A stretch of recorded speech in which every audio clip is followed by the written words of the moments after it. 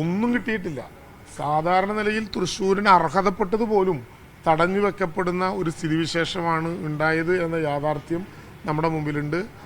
കേരളം പൊതുവെ കേരളത്തിനോടുള്ള അവഗണന, തൃശ്ശൂർ ഈ പേരിലെങ്കിലും എന്തെങ്കിലും വിധത്തിലുള്ള ഗുണമുണ്ടായാൽ രാഷ്ട്രീയത്തിന് അതീതമായി തൃശ്ശൂരിന് അത് പല വിധത്തിലുള്ള ഗുണം ലഭ്യമാകും എന്ന് കരുതി ആ സംബന്ധിച്ച ഒരു പ്രഖ്യാപനവും ഉണ്ടായിട്ടില്ല. കേരളത്തിനോട് തുടർച്ചയായിട്ടുള്ള അവഗണന എന്ന സമീപനം തുടരുകയാണ് കേന്ദ്രം. ഈ മന്ത്രിമാര് സമ്മർദ്ദം ചെലുത്താൻ എന്താ കാരണം?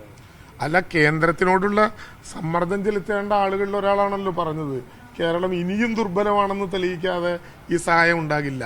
ഞാൻ പറഞ്ഞത് കേന്ദ്ര ഗവൺമെന്റ് കേരളത്തെ ഈ കുറ്റപ്പെടുത്തലുകളെല്ലാം നടത്തുമ്പോഴും ബഡ്ജറ്റ് അവതരിപ്പിക്കുന്നതിന്റെ തലേ ദിവസം കേന്ദ്രമന്ത്രി തന്നെ അവതരിപ്പിച്ച സാമ്പത്തിക അവലോകന റിപ്പോർട്ടിൽ കേരളത്തിന്റെ സുസ്ഥിരമായിട്ടുള്ള വികസനത്തെക്കുറിച്ച് പരാമർശിക്കാതിരിക്കാൻ നിവൃത്തിയില്ല എന്ന ഗതികേടുണ്ടായി. പക്ഷെ എന്നിട്ടും കേരളത്തിനോട് ഈ ക്രൂരത എന്തിനാണ്? ആത്മപരിശോധന നടത്തണം ബന്ധപ്പെട്ടവർ. പ്രതികരിക്കുന്നത് കേരളത്തെയാണ്, കേരളത്തെ പ്രതിനിധീകരിച്ചാണ് അവരെല്ലാം ഈ ചുമതലകൾ ഏറ്റെടുക്കുന്നത്. അതുകൊണ്ട് കേരളത്തെ ഒറ്റപ്പെടുത്തുന്നത് കേരളത്തിലെ ജനത സഹിക്കില്ല എന്ന യാഥാർത്ഥ്യം ബോധ്യപ്പെടും. ഈ കുറവ് സംസ്ഥാന ബജറ്റിൽ കിട്ടുമോ? അല്ല, അതെങ്ങനെയാ കേന്ദ്ര ഗവൺമെന്റ് എടുക്കാത്ത കാര്യം കേരള ഗവൺമെന്റ് എടുക്കുക? കേരളത്തിന്റെ ബഡ്ജറ്റ് അവതരിപ്പിക്കാനുള്ള കേരളത്തിലെ ഗവൺമെന്റിന്റെ അവകാശത്തെ പോലും യഥാർത്ഥത്തിൽ ചോദ്യം ചെയ്യല്ലേ?